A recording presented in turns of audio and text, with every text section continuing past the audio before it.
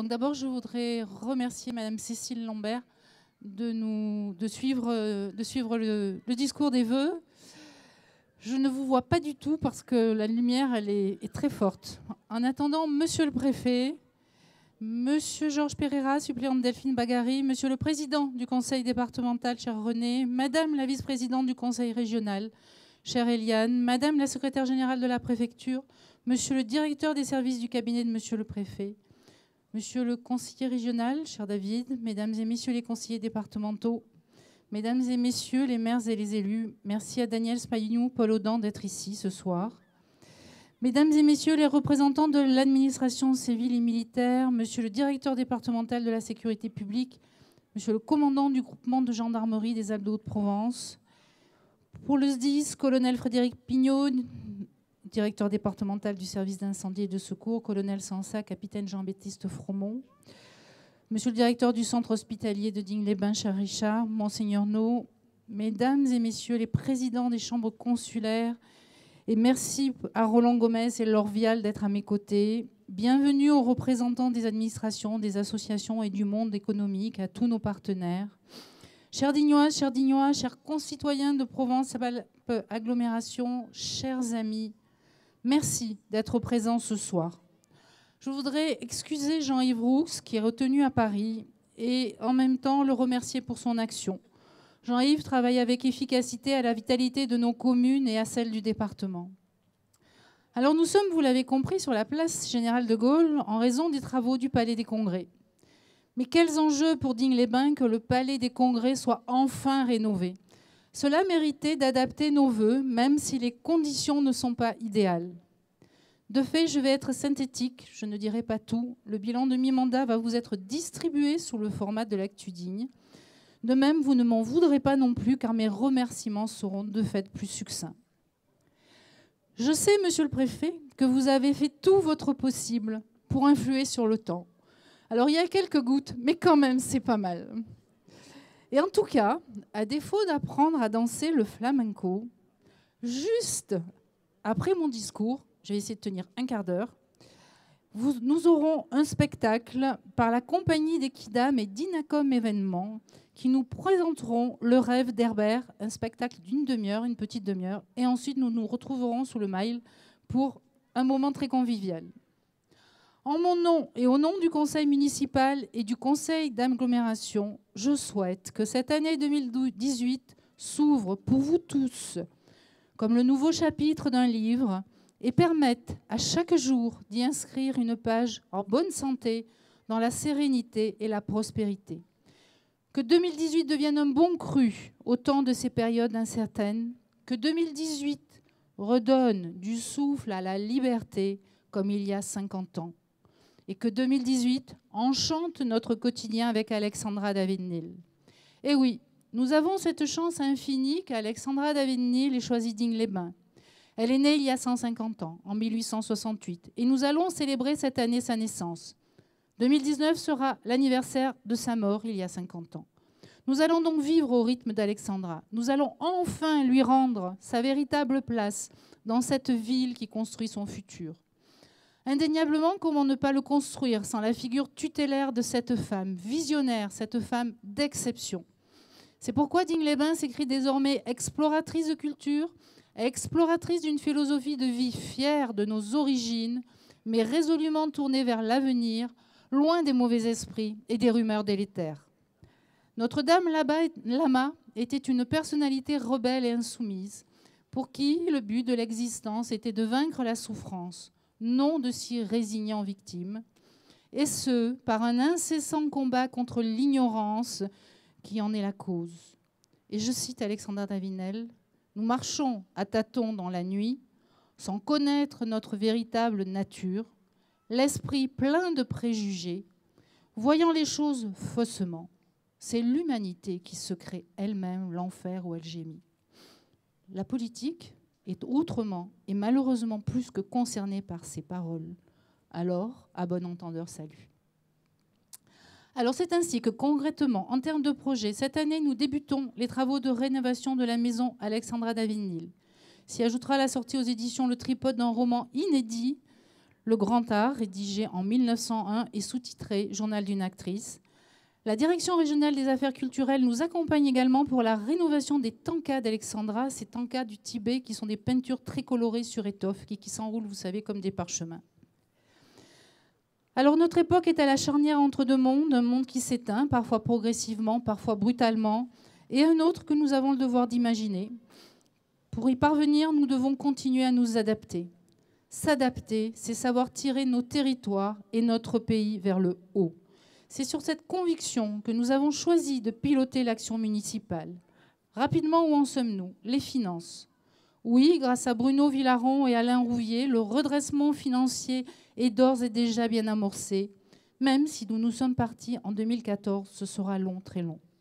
La taxe d'habitation et la taxe foncière ne seront pas augmentées, même si je sais l'effort demandé, les réduire ne serait pas responsable au regard de l'endettement historique. Mais l'objectif est bien là, le réduire d'un quart d'ici à 2020. Pour relever le défi, c'est trouver chaque année les économies pour compenser la baisse des dotations de l'État et assurer l'objectif du désendettement. Dans ce labyrinthe financier, nous avons obtenu depuis 2014 plus de 7 millions d'euros de subventions que nous avons sollicitées avec détermination auprès de nos partenaires financiers, que sont le département, la région, l'État et l'Europe, que je veux tous sincèrement remercier ce soir. Votre aide est déterminante pour nos projets. Merci, Monsieur le Préfet, pour votre écoute et votre aide avec rigueur alliée à la bienveillance. Vous impulsez, stimulez pour développer notre département. Merci à vos équipes, à la préfecture, à la DDT, aux finances publiques.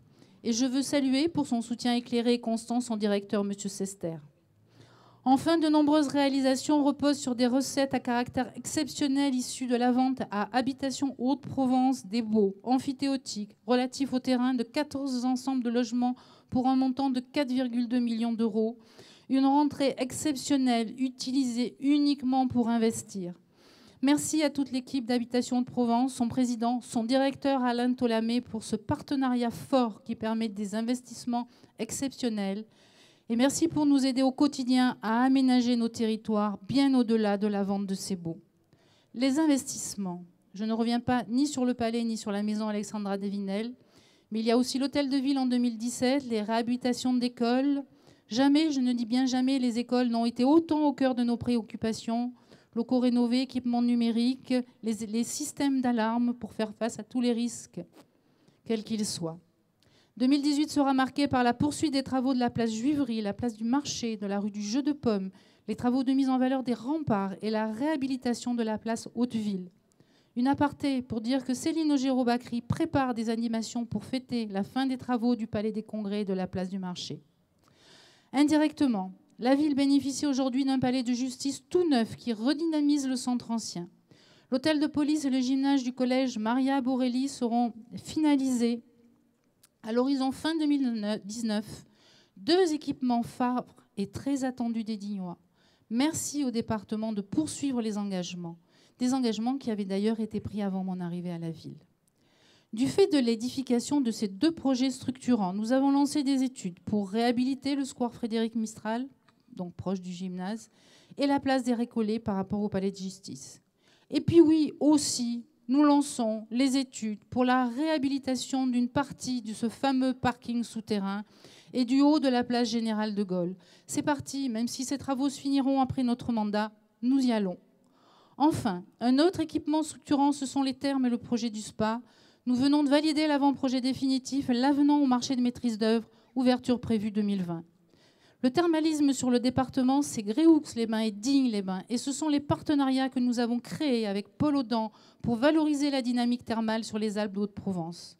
Le développement, il doit passer par un meilleur désenclavement et la nécessité d'obtenir les 47,3 millions d'euros pour le tronçon Maligé-Digne-les-Bains. J'ai interpellé les parlementaires, notre ministre et le ministre chargé des Transports. Quand j'ai dit notre ministre, c'est vrai que c'est le nôtre, c'est Christophe Castaner. On dit toujours notre ministre. Désenclavement toujours, mais numérique, celui-ci, la fibre, se déploie grâce à l'opérateur Orange. La Wi-Fi en centre-ville voit son activité croître. Avec la mise en service de la conduite d'adduction de Marcoux, ce sont en 2017 6,6 millions d'euros de travaux et 1,2 million de mètres cubes d'eau économisés. Les travaux d'aménagement du seuil du Grand Pont et de sécurisation des digues de la Bléone ont bien avancé et se prolongeront jusqu'en décembre 2018. Enfin, en matière de sécurité, nous avons délibéré pour permettre le déploiement de la vidéoprotection qui viendra compléter le dispositif de caméras piétons de nos policiers municipaux. Et de la même manière, je remercie tous ceux qui assurent notre sécurité, pompiers, policiers, gendarmes. Votre engagement tout au long de l'année à nos côtés est capital. 2018 sera une année cruciale pour redynamiser la ville. Pourquoi ? Pour asseoir la centralité de Digne-les-Bains. C'est définir un grand projet urbain capable de relancer le centre-ville en s'occupant d'économie, de mobilité, de logement, d'animation renforcée et de cadre de vie, et qui pourra, Monsieur le Préfet, trouver place dans la candidature prochaine de Digne-les-Bains à l'action Cœur de Ville que l'État vient de lancer, accompagnée par la CCI et par Habitation Hauts-de-Provence. On ne change pas une ville du jour au lendemain, ni d'un coup de baguette magique. Cependant, devrions-nous avoir fait en 3 ans ce qui n'a pas pu être fait en plusieurs décennies? Nous avons retroussé les manches et nous avançons sur le chemin du pragmatisme. Sur ce chemin, j'ai beaucoup appris d'un homme. Je souhaiterais rendre hommage et avoir une pensée pour l'ami, l'homme politique, le basalpin soucieux du bien-être de chacun, Gilbert Sauvant.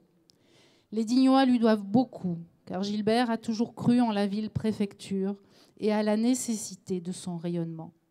Mais son soutien, il l'a apporté dans l'équité par rapport au reste du département, par rapport à une ville qui, pour des raisons diverses et variées, a été laissée pour compte pendant de nombreuses années. Et maintenant, parlons de Provence-Alpes-Agglomération. L'agglomération a 1 an. Elle est née de la fusion de 5 communautés de communes. Elle est forte de ses 46 communes, de près de 47 000 habitants. Notre agglomération est désormais une véritable entité de projet de dynamisation. Certes, quel chantier en termes de gestion financière. Pour information, une capacité d'autofinancement faible, mais un endettement faible. Chantier aussi en termes d'organisation RH, en termes d'installation administrative, en termes de gestion des compétences, et ce n'est pas fini. Mais nous sommes résistants, mais nous sommes résilients, avec Patrick Martellini pour les finances, Gilbert Renaudot pour les RH, Benoît Cazer pour l'évolution des compétences. C'est un trio offensif qui s'investit pour mettre au point cette ossature indispensable au bon fonctionnement de l'agglomération. Il faut mesurer que l'agglomération aujourd'hui, c'est un projet de territoire, c'est construire notre avenir et c'est le développement économique. Alors le développement économique passera en priorité par le tourisme. Le tourisme vert, le tourisme géologique et culturel, le tourisme sportif et le tourisme du bien-être et du bien vieillir. Nous avons tous les atouts de Seigne-les-Alpes à Moustier, de Digne-les-Bains à l'Escale pour positionner Provence-Alpes-Agglomération sur une destination touristique de référence sur le bien-être, un territoire nature santé. Pour expérimenter les projets d'accueil et d'accompagnement des seniors pour bien venir, P2A est tête de pont d'un projet européen Alcotra avec le département, avec la métropole niçoise. Le spa thermal va nous permettre de créer de nouveaux modes de faire du bien-être. Car si la médecine thermale poursuit son effort de validation scientifique avec de nouvelles recherches, c'est désormais vers la prévention et l'éducation thérapeutique qu'elle s'oriente et que nous orientons. Nous allons marqueter notre territoire, promouvoir les stations de ski, restructurer le musée promenade pour être le véritable cœur de l'UNESCO Géoparc de Haute-Provence, dont nous avons récupéré la gestion au 1er janvier 2018. Un trail du Géoparc, l'organisation de parcours culturels en marche nordique sur les routes du Géoparc, sur les sentiers de l'agglomération sont dans les tuyaux.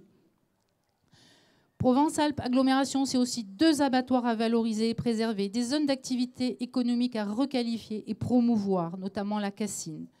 P2A, c'est le travail avec les chambres consulaires pour favoriser les stratégies, requalifier les centres-villes, travailler main dans la main pour lier les entreprises et l'offre de formation. P2A, c'est s'engager vers un territoire zéro déchet, zéro gaspillage. C'est le schéma de cohérence territoriale, c'est le plan climat, air, énergie territorial, et c'est les services aux citoyens, transport, petite enfance, le numérique. Et je voudrais finir sur un sujet, la santé. La santé est intrinsèquement liée à ce projet de territoire. La santé devient un bien de consommation à haute valeur ajoutée, nécessitant des investissements humains et matériels conséquents. Notre volonté est d'expérimenter des modes de prise en charge innovantes sur nos territoires éclatés géographiquement et à faible densité de population pour permettre l'égalité des chances à toute personne. La maison de santé de Digne-les-Bains a été retenue dans le cadre de la mise en œuvre du projet de la région Maison de santé connectée, Maison de santé du futur.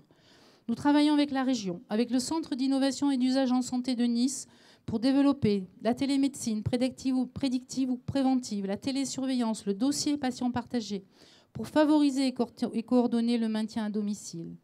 Avec l'Agence régionale pour l'innovation et l'internalisation des entreprises en Provence-Alpes-Côte d'Azur, nous travaillons sur un volet plus économique pour créer un véritable laboratoire d'innovation du bien vieillir.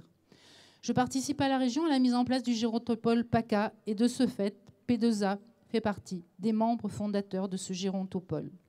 Et en tant que présidente du Conseil territorial de santé des Alpes-de-Haute-Provence, je souhaite instaurer un travail de collaboration entre professionnels libéraux, hôpitaux, le SDIS, pour élaborer des solutions adaptées aux besoins et aux particularités de nos territoires. Pour conclure, derrière tous ces dossiers, ces travaux, se cachent des équipes municipales, communautaires, qui s'engagent chaque jour à faire évoluer la commune ou l'agglomération. Je veux remercier les directeurs des services, Jean-Marc Gillet à la ville, Denis Boudin à l'agglomération et aussi Alain Rouvier qui a accepté d'assumer le double challenge d'être directeur des finances à la ville et à l'agglo. Merci à vous trois pour votre loyauté, pour votre engagement sans faille et votre courage. Merci à vos équipes pour le travail fourni toujours avec exemplarité et ténacité. Je remercie chaque conseiller de mon équipe municipale que je félicite pour le travail accompli, tout comme les membres du bureau de Provence-Alpes Agglomération et tous les élus communautaires. Nous n'avons pas à rougir de notre action, qui plus est pour de jeunes élus souvent novices. À cette heure, plus de 70% des engagements de 2014 sont réalisés ou en cours.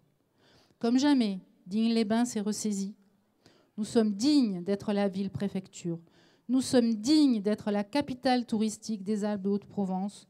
Nous sommes tous, à titre différent, les garants et les artisans de l'avenir de Provence-Alpes Agglomération, car c'est là que se joue notre avenir. Bonne et heureuse année à vous tous.